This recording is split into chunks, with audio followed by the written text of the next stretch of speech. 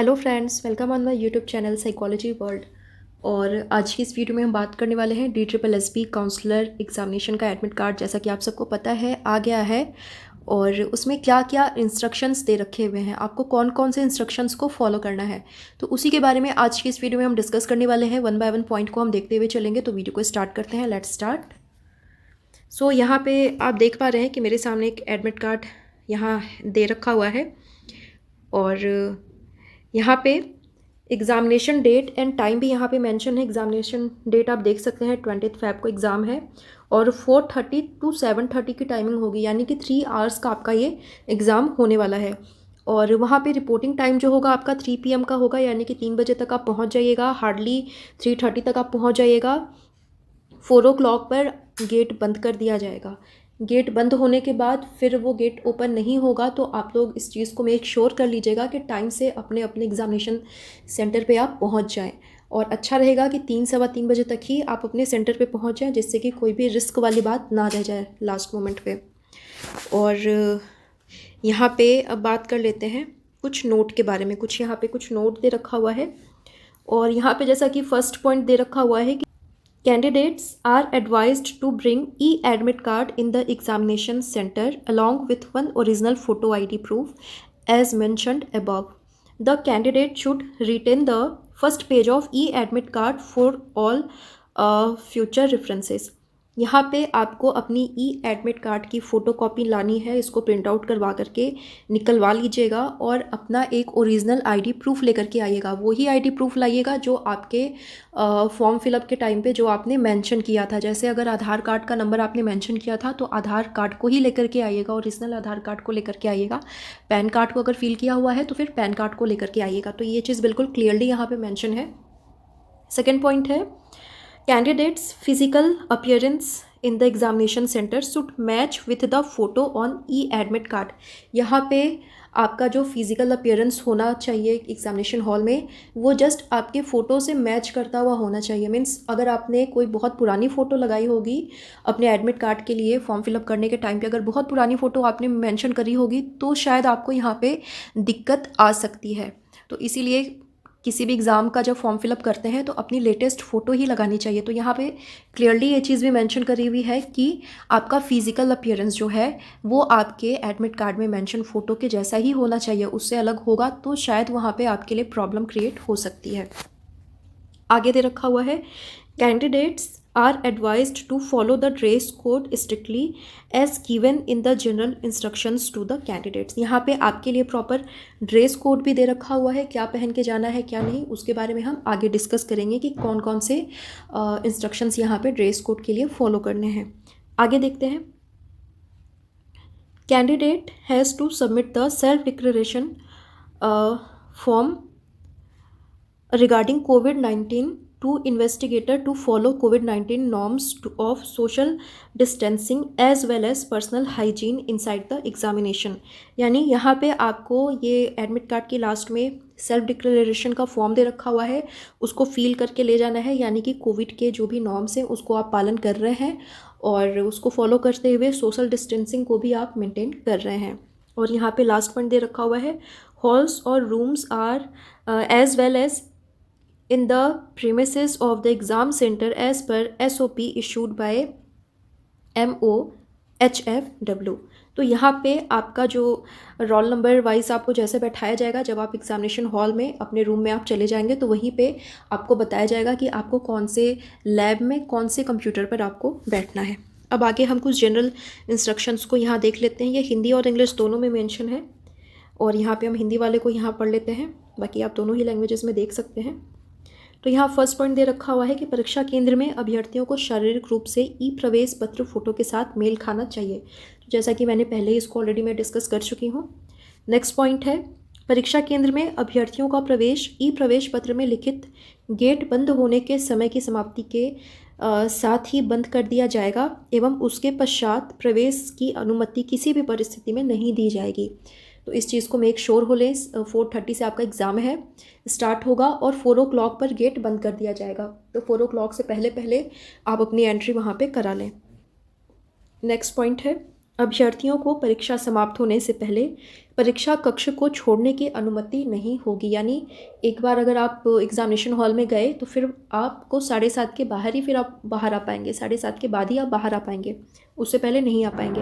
Next point दे रखा हुआ है, पुस्तकें, notes, calculator, mobile phone, electronic घड़ियों और अन्य किसी भी इलेक्ट्रॉनिक उपकरण, बैग आदि को परीक्षा केंद्र में रखने की अनुमति नहीं होगी। मीन्स आपको किसी तरह का घड़ी, मोबाइल फ़ोन, इलेक्ट्रॉनिक चीज़ें आपको लेकर के नहीं जाना है, जैसा कि हर एग्ज़ाम में ही होता है। घड़ी भी इवन आप मत पहनिएगा। और नेक्स्ट है, अभ्यर्थी ई प्रवेश पत्र भविष्य में संदर्भ हेतु अपने पास सुरक्षित रखें। अपने एडमिट कार्ड की 2 या 3 कॉपी आप निकलवा लीजिएगा और यहाँ पे उसको आपको सेव भी रखना है। आगे अगर आप एग्ज़ाम को क्वालिफाई कर जाते हैं तो फिर आगे आपको इसकी ज़रूरत पड़ेगी, तो इसको आप सेफली 1-2 कॉपी हार्ड कॉपी में इसको आप अपने पास सेव रख लें। और आगे देखते हैं, नेक्स्ट पॉइंट दे रखा हुआ है, अभ्यर्थी अपना मोबाइल नंबर एवं ईमेल आईडी OARS में अपडेट करना सुनिश्चित करें, क्योंकि सभी सूचनाएं वेबसाइट, ईमेल व SMS के द्वारा दी जाएगी एवं व्यक्तिगत तौर पर कोई पत्राचार नहीं किया जाएगा। मीन्स यहाँ पे कहने का मतलब है कि अगर आप अपना mobile number, registered mobile number या अपनी email ID, registered mail ID में कोई चेंजेस लाते हैं तो उसको जा कर के साइट पर अपडेट कर दीजिए, क्योंकि उसी के थ्रू आपको इन्फॉर्मेशन दिया जाएगा, वेबसाइट पे इन्फॉर्मेशन को अपलोड किया जाएगा और आपको मेल और मैसेज के थ्रू, जैसे कि अभी एडमिट कार्ड आया तो आप सबके मोबाइल पर मैसेज आया होगा रिगार्डिंग में, तो मेल और मैसेज के थ्रू आपको इन्फॉर्मेशन दिया जाएगा। अगर आपका रजिस्टर्ड मोबाइल नंबर बंद हो गया है तो फिर वहाँ पे पर्सनली आपसे कांटेक्ट नहीं किया जाएगा, किसी तरह का कोई लेटर फिजिकली नहीं भेजा जाएगा। तो अपना जो भी आपका रजिस्टर्ड मोबाइल नंबर है उसको सेफ रखिए और अगर इन केस चेंज करना पड़ रहा है तो उसको फिर साइट पे जा कर के अपडेट कर दीजिए। और आगे दे रखा हुआ है, सभी अभ्यर्थी दिल्ली अधीनस्थ सेवा बोर्ड की वेबसाइट www.DSSB.delhi-government.nic.in पर उपलब्ध सामान्य निर्देशों को डाउनलोड करें और सावधानीपूर्वक पढ़ें। मीन्स यहाँ पे आपको जितने भी वहाँ पे डायरेक्शंस दे रखे हुए हैं उसको आपको अच्छे से पढ़ के जाना है। ये लास्ट पॉइंट दे रखा है, बहुत इंपॉर्टेंट है। यहाँ पे ड्रेस कोड के बारे में बताया गया है। और DSSB परीक्षा में उपस्थित होने के दौरान सभी उम्मीदवारों को निम्नलिखित ड्रेस कोड का पालन करने का निर्देश दिया जाता है। ये फर्स्ट पॉइंट है कि आधी बाजू वाले हल्के कपड़े, सलवार, पतलून पर बड़े बटन, ब्रॉच, बैज, फूल आदि के बिना, मीन्स आपको हाफ स्लीव्स के ही शर्ट या कपड़े पहन करके जाने हैं। और यहाँ पे जीन्स वगैरह नहीं पहनना है, आप पैंट पहन सकते हैं। जो फीमेल्स हैं वो सलवार या लेगिंग्स पहन सकती हैं। और मेक श्योर करना है कि आपके ड्रेस पे कोई बड़ा बटन, ब्रॉच ये कुछ ना हो, तो इस चीज़ का ध्यान रखिएगा। और यहाँ पे फुटवेयर के बारे में भी दे रखा हुआ है कि चप्पल या कम ऊंची एड़ी के सैंडल्स को ही पहनना है, स्लीपर पहनकर जा सकते हैं। और कम ऊंची हील, ज़्यादा हील की ऊंची सैंडल को नहीं पहनना है। जूते को यहाँ पर पहनने की अनुमति नहीं दी गई है, तो इस चीज़ को आप ध्यान में रखिएगा। और यहाँ पे आगे कुछ एडिशनल इंस्ट्रक्शंस दे रखे हुए हैं ड्यू टू कोविड-19। और यहाँ पे सोशल डिस्टेंसिंग को मेंटेन करने की बात कही हुई है। और यहाँ पे फर्स्ट पॉइंट क्लियरली लिखा हुआ है कि candidate must maintain social distancing starting from point of entry in the examination venue till his और her exit from the examination venue and follow the signage और नोटिस बोर्ड। तो यहाँ पे proper ये लिखा हुआ है कि आपको प्रॉपर जैसे ही आप एग्जामिनेशन उस वेन्यू में एंट्री करते हैं आपको वहीं से सोशल डिस्टेंसिंग को बिल्कुल पालन करना है, फॉलो करना है जब तक आप रहते हैं अंदर एग्जामिनेशन हॉल में। और जब तक आप एग्जामिनेशन वेन्यू में रहेंगे तब तक आपको मतलब कोविड-19 के पूरे नॉर्म्स को बिल्कुल पालन करना है, उनको फॉलो करना है। नेक्स्ट पॉइंट यहाँ दे रखा हुआ है, candidate will have to bring mandatory assigned self declaration regarding not having any type of COVID-19 symptoms and show the same to the security guard at the entry into the exam venue। Means यहाँ पे जो self declaration form दे रखा हुआ है उसको भर करके आपको ले जाना है। और कोविड आपको है या नहीं है, जो भी है उसके लक्षण आप में है या नहीं है, जो भी है उसको सेल्फ डिक्लेयर करके और वहाँ पे गार्ड को आपको दिखाना है, उसी के अकॉर्डिंग वो आपकी एंट्री करवाएगा। और अगर किसी कैंडिडेट को कोविड-19 के सिम्टम्स होंगे तो उनके लिए अलग हॉल की व्यवस्था भी करी जाएगी, उसको बाकी कैंडिडेट से अलग बिठाया जाएगा। तो इस तरह की वहाँ पे मैनेजमेंट होंगी। और नेक्स्ट पॉइंट देखते हैं, candidate must bring their own face mask, hand gloves, personal hand sanitizer and water bottle transparent and the exam related documents. No other items will be permitted inside other exam lab और hall. तो यहाँ पे बताया गया है कि आपको अपना खुद का फेस मास्क पहन के आना है, वहाँ पे मास्क नहीं दिया जाएगा। और आपको अपना हैंड ग्लव्स अगर पहनते हैं तो वो खुद ही लेकर के आना पड़ेगा। अपना सैनिटाइज़र आपको खुद ही लेकर के आना पड़ेगा। पानी की एक बॉटल आप अपने साथ रख सकते हैं जो कि ट्रांसपेरेंट होनी चाहिए।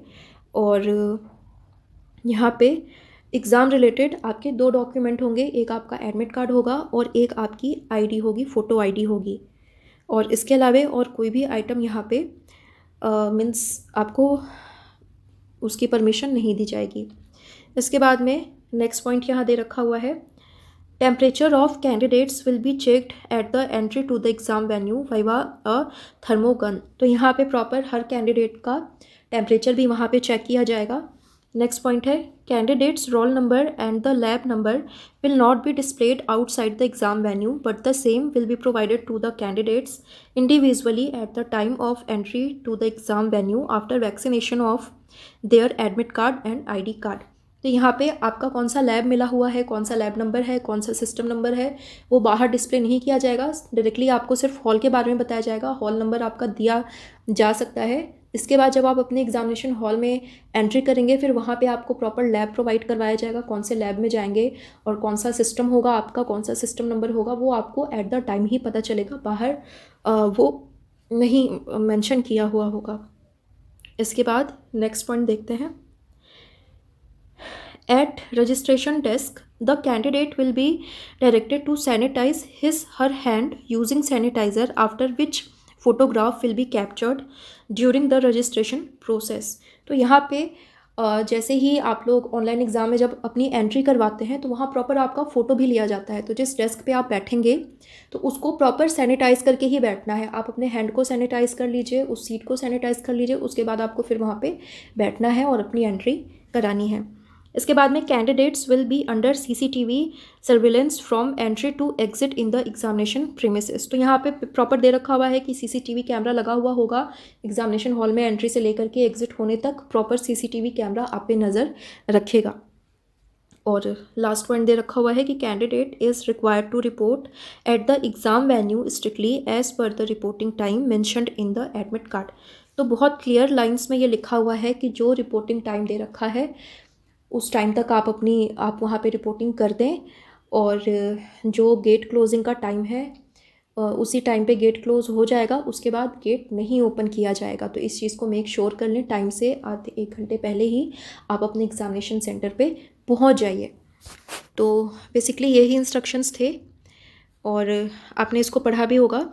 आगे ये सेल्फ डिक्लेरेशन फॉर्म दे रखा हुआ है, यहाँ पे प्रॉपर आपको सिम्टम्स दे रखे हुए हैं कि आपको इनमें से कोई सिम्टम्स रहे हैं या नहीं रहे हैं। और इसके बाद में आपका सेल्फ डिक्लेरेशन फॉर्म है, इसको आपको भर करके ले जाना है। Candidate name, candidate roll number, date of examination, exam centre name, shift, signature of the candidate. तो बेसिकली यही है, इसको आपको फिल करके ले जाना है और यही सारे इंस्ट्रक्शंस थे बेसिकली, और इसको आप फॉलो करिएगा।